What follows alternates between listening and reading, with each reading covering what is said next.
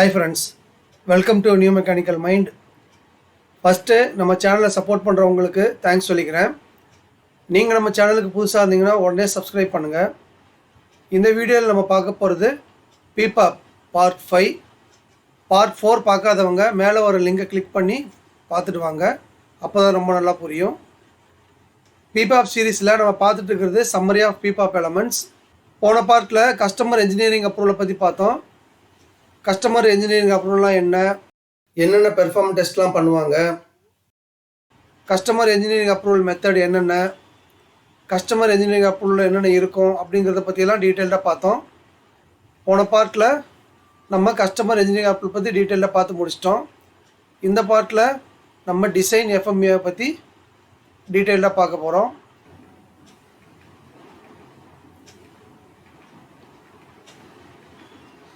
DFMEA Design Failure Mode and Effects Analysis. இதில் நாம் பார்க்க போகிற contents: What is FMEA, why FMEA is required, history of FMEA, when to conduct FMEA, 4 main types of FMEA, 4 main elements of FMEA, what is DFMEA. DFMEA includes when to conduct DFMEA, input for DFMEA, DFMEA approach, steps to develop DFMEA, DFMEA and DVP and our link, DFMEA example, practical tips for DFMEA, advantages of DFMEA. இந்த எல்லா கண்டென்ட்டை பற்றியும் நாம் டீட்டெயிலாக பார்க்க போகிறோம். இந்த வீடியோவில் நீங்கள் கண்டிப்பாக பல புது இன்ஃபர்மேஷன்ஸை தெரிஞ்சுக்கலாம். அதனால் இந்த வீடியோவை கடைசி வரைக்கும் முழுசாக பாருங்கள், உங்களுக்கு ரொம்ப யூஸ்ஃபுல்லாக இருக்கும். வாங்க ட்ரைனிங்குள்ளே போகலாம். முதல்ல வாட் இஸ் FMEA. FMEAனா என்னன்னு தெரிஞ்சுக்கணும். FMEA stands for Failure Mode and Effects Analysis. Failure Modes and Effects Analysis is a systematic proactive method for evaluating a process to identify where and how it might fail and to assess the relative impact of different failures in order to identify the parts of the process that are most in need of change. FMEAங்கிறது ஒரு systematic proactive method. இது மூலமாக நம்ம ஒரு டிசைன்லேயோ இல்லை ப்ராசஸ்லேயோ என்ன problem வரும், அதனால் என்ன இம்பேக்ட் வரும், அந்த இம்பேக்டை தடுக்கிறதுக்கு என்ன ஆக்ஷன் எடுக்கலாம் அப்படிங்கிறத பிளான் பண்ணுறது தான் FMEA. It is called as proactive tool or reliability tool. ப்ராப்ளத்தை முன்கூட்டியே நம்ம தடுக்கிறதுனால இதை ப்ரோஆக்டிவ் டூல்னு சொல்லுவாங்க, இல்லை ரிலையபிலிட்டி டூல்னு சொல்லுவாங்க. சரி, இந்த FMEA நமக்கு எதுக்கு தேவைப்படுது? Why FMEA is required? To prevent the problems by doing it right at the first time. ஒரு ப்ராப்ளம் நடக்கிறதுக்கு முன்னாடியே அதை ப்ரிவென்ட் பண்ணி ஃபஸ்ட் டைமே அந்த ப்ராசஸையோ இல்லை டிசைனையோ கரெக்டாக பண்ணுறதுக்கு நமக்கு FMEA தேவை. நார்மலாக நம்ம என்ன பண்ணுறோன்னா, ஏதாவது ஒரு ப்ராப்ளம் வந்துருச்சுன்னா அதை சரி பண்ணுறதுக்காக நம்ம ரொம்ப டைமை எடுத்துக்கிடுவோம். அது நம்மளோட வெஹிக்கிளில் ப்ராப்ளமாக இருந்தாலும் சரி, இல்லை மெஷினில் ப்ராப்ளமாக இருந்தாலும் சரி, இல்லை மெஷின் மெயின்டெனன்ஸ், செட்டிங், எலக்ட்ரானிக் எக்யூப்மெண்ட்ஸில் ஏதாவது ப்ராப்ளம், இந்த மாதிரி ப்ராப்ளம் வரும்போது நம்ம நிறைய டைமை அந்த ப்ராப்ளத்தை சரி பண்ணுறதுக்காக நம்ம செலவழிக்கிறோம். We are fixing problems, not preventing them. We have plenty of time to fix our problems, but never enough time to prevent the problems by doing it right at the first time. பல பேர் என்ன பண்ணுவாங்கன்னா, அவங்களோட வெஹிக்கிள்லேயோ இல்லை மெஷின்ஸ்லேயோ ஏதாவது problem வந்துருச்சுன்னா அதை சரி பண்ணுறதுக்காக நிறைய டைம் ஸ்பெண்ட் பண்ணுவாங்க. ஆனால் அந்த ப்ராப்ளத்தை வராமல் தடுக்கிறதுக்கு முதல்லையே ஆக்ஷன் எடுக்கிறதுக்கு டைமை ஸ்பெண்ட் பண்ண மாட்டாங்க. இதை FMEA மூலமாக நாம் அவாய்ட் பண்ணலாம். FMEAவில் ஒரு டிசைன்லேயோ இல்லை ப்ராசஸ்லேயோ என்னென்ன ப்ராப்ளம் வரும்னு சொல்லி முதல்லே நம்ம ப்ரிடிக்ட் பண்ணி அதுக்கு ஆக்ஷன் எடுக்கிறதுனால அந்த ப்ராப்ளம் இல்லை அந்த ஃபெயிலியர் நடக்காமல் முதல்லே தடுத்துடலாம். அதனால் நமக்கு நிறைய டைம் மிச்சமாகும். To follow methodology that facilitates design and process improvement. ஒரு ப்ராசஸையோ டிசைனையோ இம்ப்ரூவ் பண்ணுறதுக்கு ஒரு மெத்தடாலஜியை ஃபாலோ பண்ணுறதுக்காகவும் நமக்கு FMEA தேவை. To identify and eliminate concerns early in the development of a design and process. ஆரம்பத்திலேயோ ஒரு டிசைன்லேயோ இல்லை ப்ராசஸ்லேயோ ஒரு ப்ராப்ளத்தை ஐடென்டிஃபை பண்ணி அதை எலிமினேட் பண்ணுறதுக்காக நமக்கு FMEA தேவை. To improve internal and external customer satisfaction. External கஸ்டமர்னால் நம்மளோட ப்ராடக்டை காசு கொடுத்து வாங்குறவர், இன்டர்னல் கஸ்டமர்னால் நம்ம கம்பெனிக்குள்ளேயே ஒரு செக்ஷன்லேருந்து இன்னொரு செக்ஷனோ இல்லை ஒரு ஸ்டேஷன்லேருந்து இன்னொரு ஸ்டேஷனுக்கோ பார்ட்டை கொடுத்தோம்னா அந்த நெக்ஸ்ட் செக்ஷன் இல்லை நெக்ஸ்ட் ஸ்டேஷன் தான் நம்ம இன்டர்னல் கஸ்டமர். இந்த கஸ்டமர்ஸ் எல்லாத்தையும் சாட்டிஸ்ஃபை பண்ணுறதுக்காகவும் நமக்கு FMEA தேவை. FMEA may be customer requirement during initial development or corrective action standardization for concern. ஏதாவது ஒரு பார்ட்டை டெவலப் பண்ணும்போது நாம் கஸ்டமருக்கு FMEA சப்மிட் பண்ணணும். அதே மாதிரி ஏதாவது ஒரு கஸ்டமர் கம்ப்ளைண்ட் வந்துருச்சுன்னா அந்த கம்ப்ளைண்ட்டுக்கு ஆக்ஷன் எடுத்து ஸ்டாண்டர்டைஸ் பண்ணும்போதும் நம்ம FMEA அப்டேட் பண்ணுவோம். அதுக்காகவும் நமக்கு FMEA தேவை. கஸ்டமர் கம்ப்ளைண்ட் ஹேண்ட்லிங்கை பற்றி நம்ம சேனலில் ஏற்கனவே டீட்டெயிலாக வீடியோ போட்டிருக்கோம். பார்க்காதவங்க மேலே வர லிங்கை கிளிக் பண்ணி பார்த்துக்கோங்க. Finally, FMEA is one of the requirement for Quality Management System IATF 16949 Class 8.3.4.4 PPAP. IATFல Class 8.3.4.4ல PPAP requirementை சொல்லியிருக்கு. அந்த PPAP requirementல ஒன் ஆஃப் த எலமெண்ட் தான் DFMEA. அந்த PPAP சீரிஸ் தான் நம்ம பார்த்துட்டு இருக்கோம். FMEA எதுக்காக தேவைங்கிறத நம்ம பார்த்துட்டோம். நெக்ஸ்ட்டு இந்த FMEAவோட ஹிஸ்ட்ரியை பற்றி பார்க்க போகிறோம்.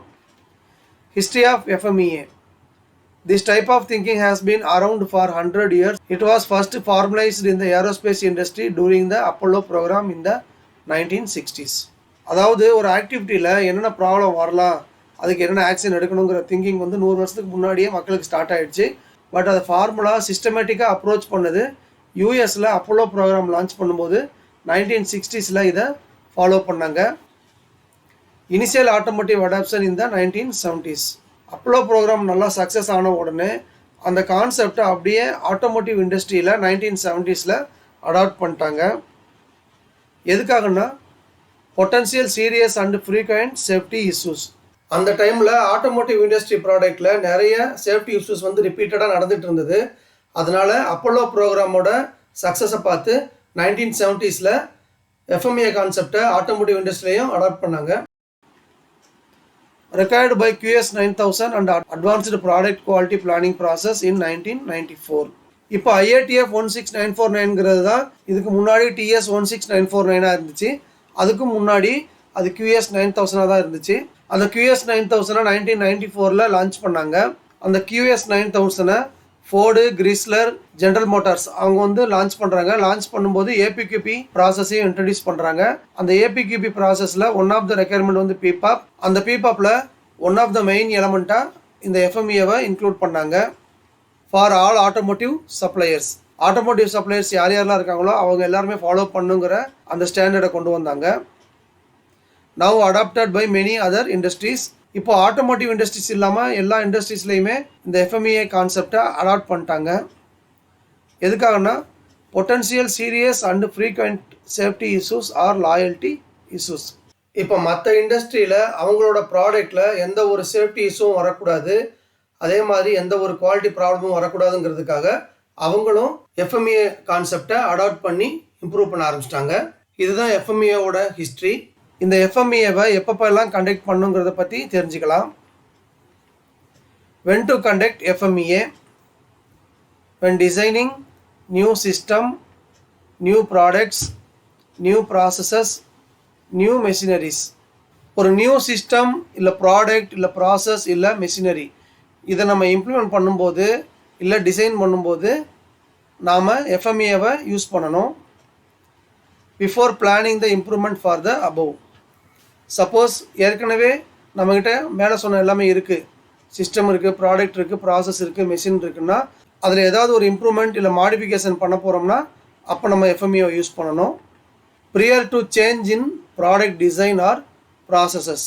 ஒரு ப்ராடக்டோட டிசைனையோ இல்லை ப்ரொடக்ஷன் ப்ராசஸையோ சேஞ்ச் பண்ணணும்னு நினைக்கும் போது நாம் FMEA கண்டக்ட் பண்ணணும்.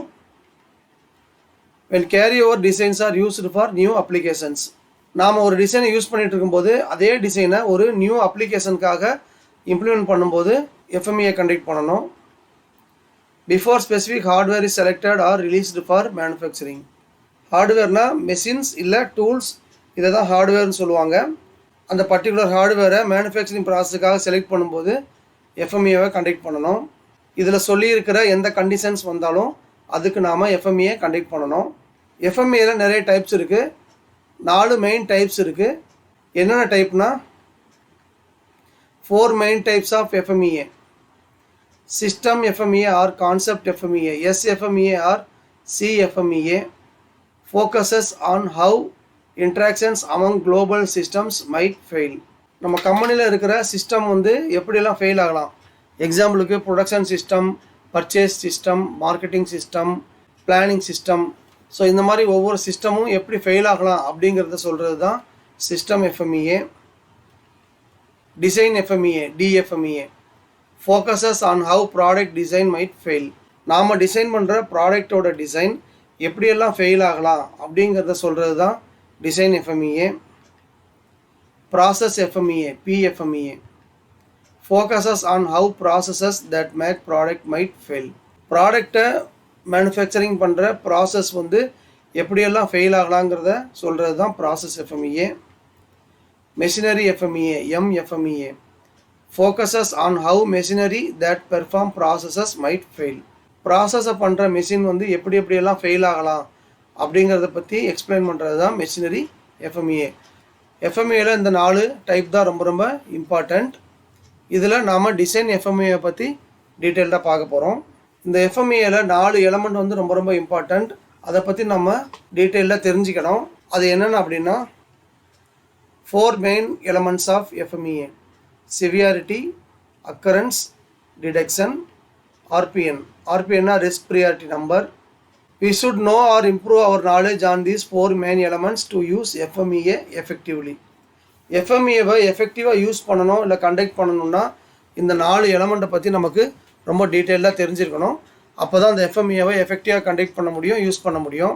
இதில் சிவியாரிட்டி அப்படிங்கிறது ஒரு ப்ராப்ளம் நடந்துச்சுன்னா அந்த ப்ராப்ளத்தோட எஃபெக்ட் வந்து என்ன இம்பேக்டை கொடுக்கும், அதோட சிவியாரிட்டி என்ன அப்படிங்கிறத சொல்கிறது தான் சிவியாரிட்டி. அக்கரன்ஸ்னால் அந்த ப்ராப்ளத்தை தடுக்கிறதுக்கு நம்மக்கிட்ட என்னென்ன ஆக்ஷன்ஸ் இருக்குது அதோட அக்கரன்ஸ் ரேட்டிங்கை சொல்கிறது தான் அக்கரன்ஸ்.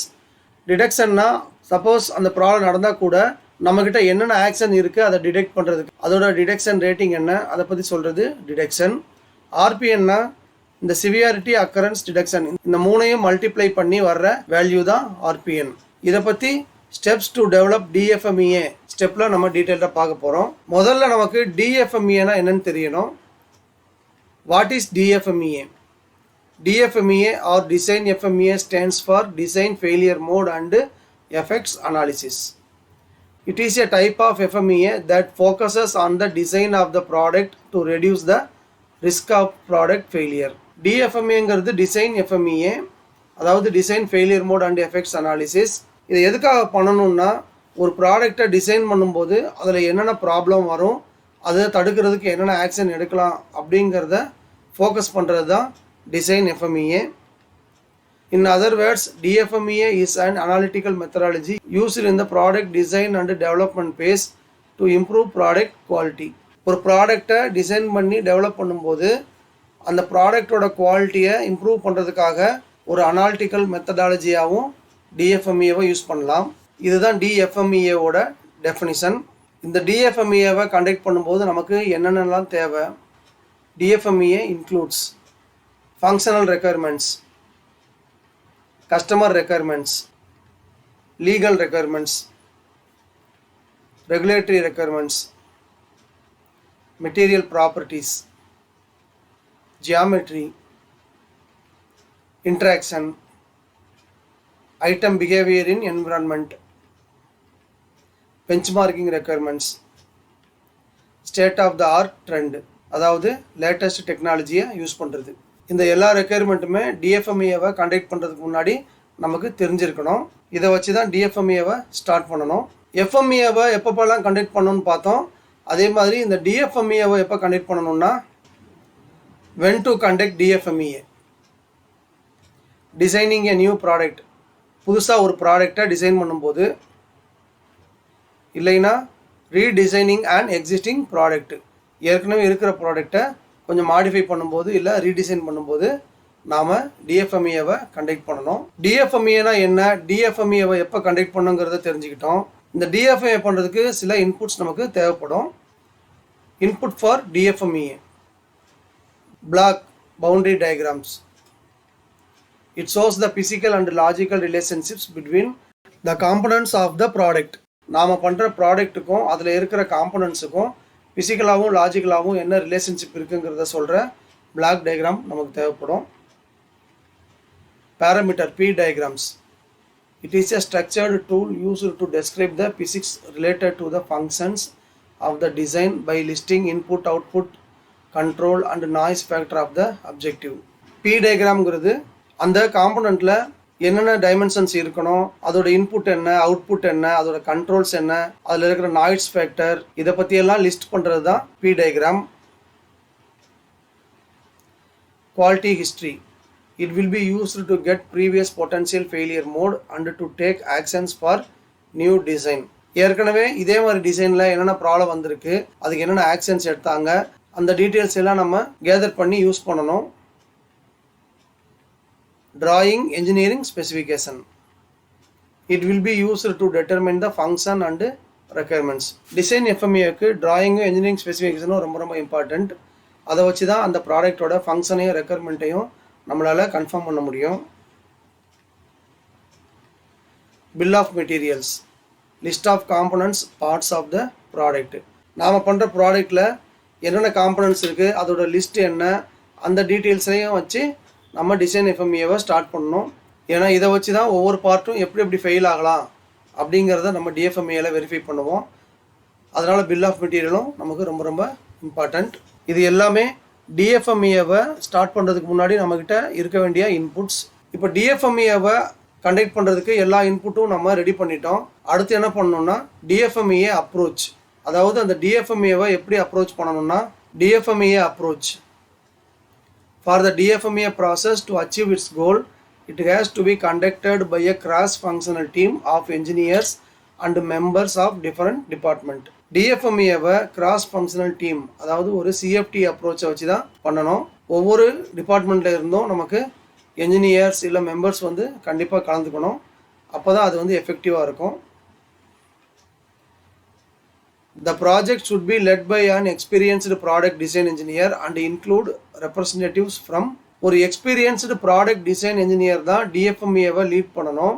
அவர் கண்டக்ட் பண்ணுற டிஎஃப்எம்ஏ ரிவ்யூவுக்கு எந்தெந்த டிபார்ட்மெண்ட்டில் இருந்தாலும் ரெப்ரஸன்டேட்டிவ் வரணும்னா R&D and testing department, materials department, engineering department, project department, quality department, production department, suppose sometimes supplier கூட நமக்கு வரணும். இந்த சிஎஃப்டி அப்ரோச் வச்சு பண்ணும்போது தான் நமக்கு டிஎஃப்எம்ஏவோட யூஸ் வந்து ஃபுல்லாக கிடைக்கும். அதாவது டிஎஃப்எம்ஏவை எஃபெக்டிவாக கண்டக்ட் பண்ணி நம்மளால் ரிசல்ட்டை வந்து அச்சீவ் பண்ண முடியும். அடுத்து நாம் பார்க்க போகிறது எப்படி டிஎஃப்எம்ஏவை டெவலப் பண்ணுறது, அதாவது டிஎஃப்எம்ஏவை எப்படி ப்ரிப்பேர் பண்ணுறதுங்கிறத டீட்டெயில்டாக பார்க்க போகிறோம். Steps to develop DFMEA. இது வந்து ஒரு டிஎஃப்எம்ஏ ஃபார்மேட். இந்த ஃபார்மேட்டில் இந்த ஹைலைட் பண்ணியிருக்கிற இடத்துலலாம் தேவையான டீட்டெயில்ஸை ஃபில்அப் பண்ணணும். சிஸ்டம்னா அசம்பிளி ப்ராடக்ட்டு, சப்சிஸ்டம்னா சப் அசம்பிளி, காம்பனண்ட்னா இண்டிவிஜுவல் காம்பனண்ட். எதுக்காக நம்ம டிசைன் பண்ணுறோமோ அதை இங்கே அப்டேட் பண்ணணும். அதே மாதிரி என்ன மாடல், டிசைன் ரெஸ்பான்சிபிலிட்டி யார், எஃப்எம்ஏவை எப்போ ஒரிஜினலாக க்ரியேட் பண்ணோம், suppose revision number and date இருந்ததுன்னா அதை அப்டேட் பண்ணணும். இங்கே டிஎஃப்எம்ஏ நம்பர், யார் ப்ரிப்பேர் பண்ணாங்க, யார் அப்ரூவ் பண்ணாங்க, இந்த டீட்டெயில் எல்லாம் இங்கே அப்டேட் பண்ணணும். நெக்ஸ்ட்டு இந்த ஒவ்வொரு காலத்தையும் அப்டேட் பண்ணணும். இந்த மாதிரி சீக்வன்ஸில் அப்டேட் பண்ணணும். அதை எப்படி அப்டேட் பண்ணுங்கிறத நம்ம ஒவ்வொன்றா ஸ்டெப் பை ஸ்டெப்பாக பார்க்க போகிறோம். ஃபஸ்ட்டு நாம் அனலைஸ் பண்ண போகிற காம்பனண்ட், பார்ட் இல்லை அசம்பிளியோட ஃபங்க்ஷனை இங்கே மென்ஷன் பண்ணணும். அந்த காம்பனண்ட்டுக்கு இல்லை பார்ட்டுக்கு வந்து ஒரு ஃபங்க்ஷன் இருக்கலாம், இல்லை நிறைய ஃபங்க்ஷன் கூட இருக்கலாம். செகண்ட் காலமில் அந்த ஃபங்க்ஷனோட ஸ்பெசிஃபிகேஷன், அதாவது ரெக்குயர்மெண்ட்டை மென்ஷன் பண்ணணும். தேர்டு காலமில் அந்த ஃபங்க்ஷன் ரெக்குயர்மெண்ட் வந்து எப்படியெல்லாம் ஃபெயில் ஆகலாம் அப்படிங்கிறத மென்ஷன் பண்ணுறது தான் பொட்டன்ஷியல் ஃபெயிலியர் மோட். ஃபோர்த்து காலமில் அந்த பொட்டன்ஷியல் ஃபெயிலியர்னால என்ன எஃபெக்ட் நடக்கும் அப்படிங்கிறத சொல்கிறது தான் பொட்டன்ஷியல் எஃபெக்ட்ஸ் ஆஃப் ஃபெயிலியர். அந்த எஃபெக்டோட ரேட்டிங்கை சொல்கிறது தான் சிவியாரிட்டி. இது வந்து ஒரு மாடல் சிவியாரிட்டி டேபிள்.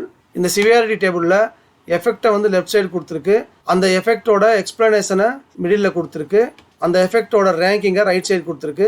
இதில் சொல்லியிருக்கிற எஃபெக்ட் வந்துச்சுன்னா அதுக்கேற்ற ரேட்டிங்கை வந்து நம்ம செலக்ட் பண்ணி அதுக்கு மென்ஷன் பண்ணணும். அடுத்து ஸ்பெஷல் கேரக்டரிஸ்டிக்ஸ். சப்போஸ் இந்த ஃபங்க்ஷனல் ரெக்குயர்மெண்ட் வந்து ரொம்ப கிரிட்டிக்கல் இம்பார்ட்டண்ட் அப்படின்னா நமக்கு டிராயிங்லேயே ஏதாவது ஒரு சிம்பிள் இல்லை ஒரு ஐடென்டிஃபிகேஷனை வந்து கஸ்டமர் கொடுத்துருப்பாங்க, அதை இங்கே மென்ஷன் பண்ணணும். அதான் ஸ்பெஷல் கிளாஸ். 7th காலமில் இந்த பொட்டன்ஷியல் ஃபெயிலியர் மோடுக்கு என்ன காஸ், அதாவது என்ன ரூட் காஸ், அந்த ரூட் காஸை மென்ஷன் பண்ணணும். இந்த ரூட் காஸை ஒய்ஒய் அனாலிசிஸ் மூலமாக நம்ம கண்டுபிடிக்கலாம். அந்த ஒய்ஒய் அனாலிசிஸை பற்றி நம்ம சேனலில் ஏற்கனவே டீட்டெயிலாக வீடியோ போட்டிருக்கோம். பார்க்காதவங்க மேலே வர லிங்கை கிளிக் பண்ணி பார்த்துக்கோங்க. நெக்ஸ்ட்டு 8th காலமில் design action to prevent potential cause to occur. இந்த காசுக்கு வந்து என்ன ப்ரிவென்டிவ் ஆக்ஷன் இருக்குது அப்படிங்கிறத மென்ஷன் பண்ணணும். ஸோ இந்த ப்ரிவென்டிவ் ஆக்ஷன் இந்த காசுக்கு தான் இருக்கணும், இந்த ஃபெயிலியர் மோடுக்கு கிடையாது. 9th காலமில் இந்த பொட்டன்ஷியல் ஃபெயிலியர் மோடு வந்து எத்தனை தடவை நடக்கலாம் அப்படிங்கிறத ப்ரிடிக்ட் பண்ணி அதுக்கு ரேட்டிங் போடுறது தான் அக்கரன்ஸ்.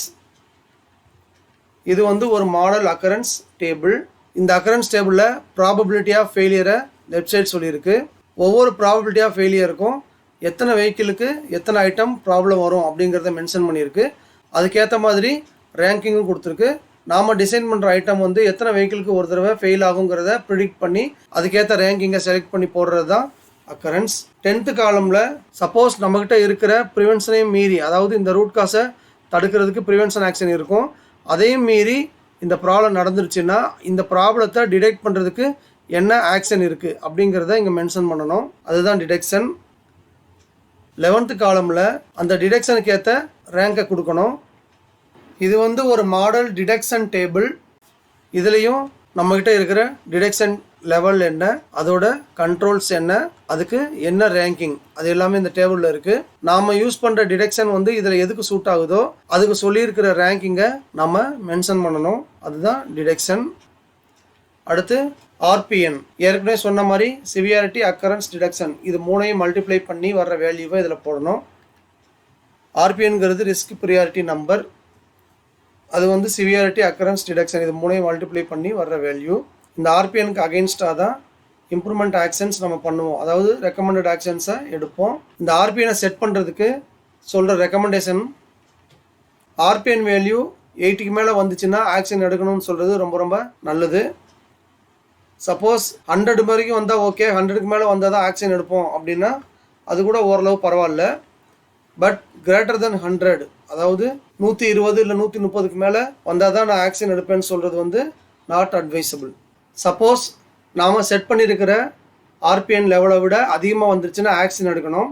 அந்த ஆக்ஷன் எடுக்கிறதுக்கு முன்னாடி என்ன பண்ணுவாங்கன்னா design verification plan and report, அதாவது டிவிபி அண்ட் ஆர் அப்படின்னு சொல்லுவாங்க.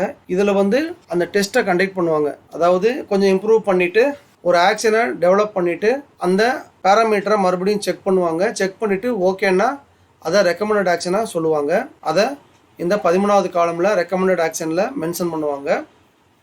அந்த ஆக்ஷனை வந்து யார் பண்ணணும், எப்போ பண்ணணுங்கிற ரெஸ்பான்சிபிலிட்டி டார்கெட்டை 14th காலமில் மென்ஷன் பண்ணணும். ஸோ ஃபைனலாக என்ன ஆக்ஷனை இம்ப்ளிமெண்ட் பண்ணாங்க, அதை எப்போ கம்ப்ளீட் பண்ணாங்க அப்படிங்கிற டீட்டெயிலை 15th காலமில் அப்டேட் பண்ணணும்.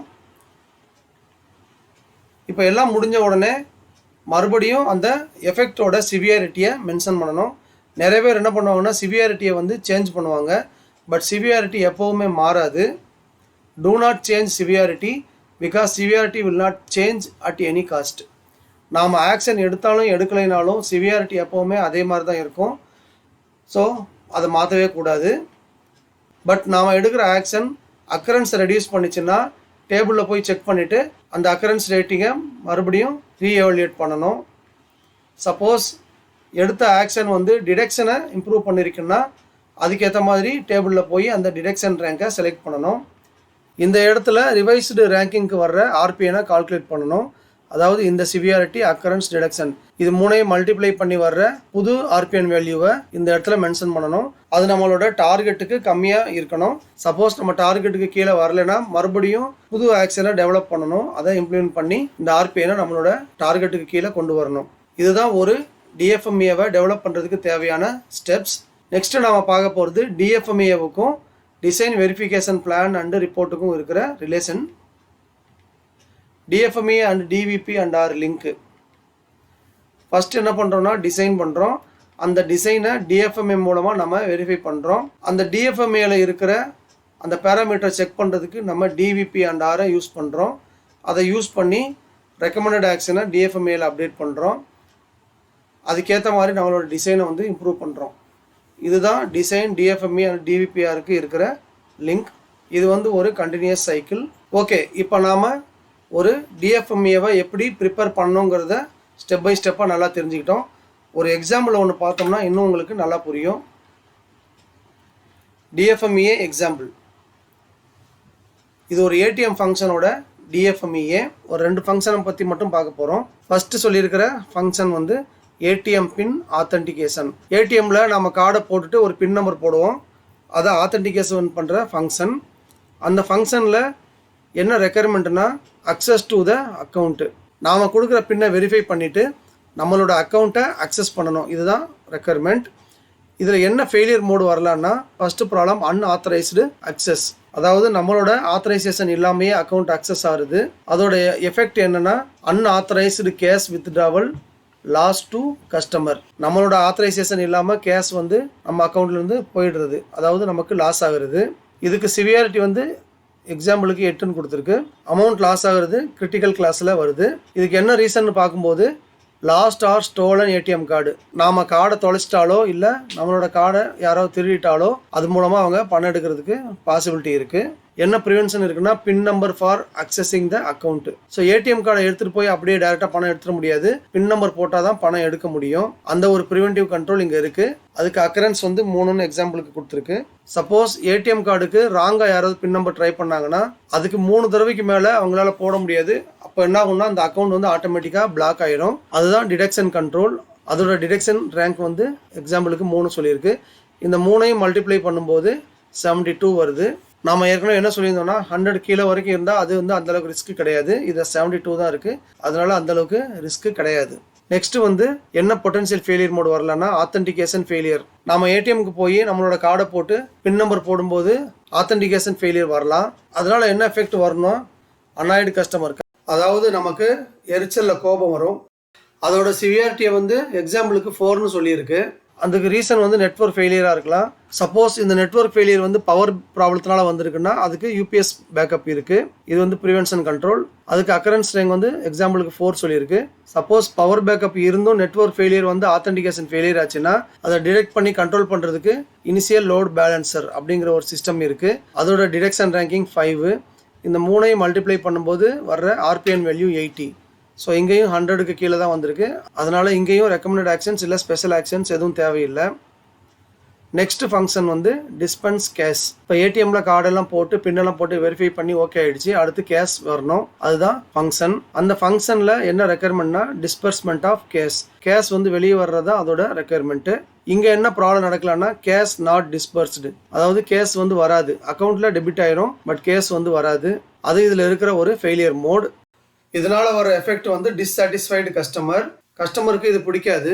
இதோட சிவியாரிட்டி எக்ஸாம்பிளுக்கு 7. இதுக்கு ரீசன் வந்து ஏடிஎம் அவுட் ஆஃப் கேஸ். ஏடிஎம்மில் கேஷ் ஃபுல்லாக காலி ஆயிடுச்சுன்னா வரவே வராது. இதை ப்ரிவென்ட் பண்ணுறதுக்கு என்ன பண்ணியிருப்பாங்கன்னா ஒவ்வொரு ஏடிஎம்லையும் அந்த ஏடிஎம் யூசேஜுக்கு ஏற்ற மாதிரி கெப்பாசிட்டி வச்சுருப்பாங்க. அதோட அக்கரன்ஸ் வந்து எக்ஸாம்பிளுக்கு 6. இந்த ப்ரிவென்ஷன் கண்ட்ரோல் இருந்தாலும் டிடெக்ஷன் கண்ட்ரோலுக்கு என்ன வச்சுருப்பாங்கன்னா ஒரு லெவலுக்கு மேலே கேஷ் குறைஞ்சிருச்சுன்னா அவங்களுக்கு ஒரு அலர்ட் வர்ற மாதிரி அந்த ஏடிஎம்மில் ஒரு செட்டிங்ஸ் இருக்கும். அந்த லெவலுக்கு வந்து கேஷ் குறைஞ்சிருச்சுன்னா பேங்க்குக்கு ஒரு அலர்ட் போயிடும். அது மூலமாக மறுபடியும் அவங்க வந்து ஃபில் பண்ணுவாங்க.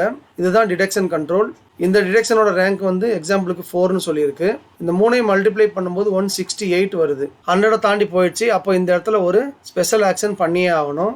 என்ன ஆக்ஷனை பிளான் பண்ணுறாங்கன்னா ஏடிஎம் கெப்பாசிட்டியை ஒரு அமௌண்ட்லேருந்து இன்னொரு அமௌண்ட்டுக்கு இன்க்ரீஸ் பண்ணுறதுக்காக பிளான் பண்ணுறாங்க. அதுதான் ரெக்கமெண்டட் ஆக்ஷன். அது ரெஸ்பான்சிபிலிட்டி வந்து பேங்க்கு எப்போ பண்ணுறதுங்கிற அந்த டார்கெட் இங்கே மென்ஷன் ஆகிருக்கு. ஃபைனலாக எடுத்த ஆக்ஷன் வந்து கெப்பாசிட்டி ஆஃப் ஏடிஎம் இன்க்ரீஸ்டு. அது வந்து ஒரு அமௌண்ட்லேருந்து இன்னொரு அமௌண்ட்டுக்கு மாற்றிருக்காங்க. 13ஆம் தேதியே பண்ணியாச்சு. இதில் சிவியாரிட்டி மாறவே இல்லை. அக்கரன்ஸ் மட்டும் மாறி இருக்கு. அக்கரன்ஸை தான் ப்ரிவென்ட் பண்ணியிருக்காங்க. டிடெக்ஷனில் எதுவும் மாற்றலை. அதனால அக்கரன்ஸ் வந்து 6லேருந்து 3 ஆயிடுச்சு. இப்போ இந்த 3ஐயும் மல்டிப்ளை பண்ணும்போது கிடைக்கிற ஆர்பிஎன் 84. அதாவது நம்ம டார்கெட்டு 100க்கு கீழே மெயின்டைன் ஆகுது. அதனால ரிஸ்க் வந்து நம்ம கண்ட்ரோலுக்கு வந்துருச்சு. இப்படி தான் ஆக்ஷன் எடுத்து இம்ப்ரூவ் பண்ணணும். இதுதான் ஒரு எக்ஸாம்பிள் ஃபார் டிஎஃப்எம்ஏ. இப்போ உங்களுக்கு டீட்டெயிலாக புரிஞ்சிருக்கும். நெக்ஸ்ட் நாம் பார்க்க போகிறது ப்ராக்டிக்கல் டிப்ஸ் ஃபார் எஃப்எம்இஏ. எந்த எஃப்எம்இஏ கண்டக்ட் பண்ணாலும் அதுக்கு சில டிப்ஸ் இருக்குது. Do not try FMEA alone. It is a group activity. எஃப்எம்இஏவை தனியாக ட்ரை பண்ணக்கூடாது. அது வந்து ஒரு குரூப் ஆக்டிவிட்டி. சிஎஃப்டி அப்ரோச் வச்சு தான் பண்ணணும். FMEA preparation and review may be time consuming process. FMEA prepare பண்ணுறதுக்கும் ரிவ்யூ பண்ணுறதுக்கும் டெவலப் பண்ணுறதுக்கும் நமக்கு நிறைய டைம் தேவைப்படலாம்.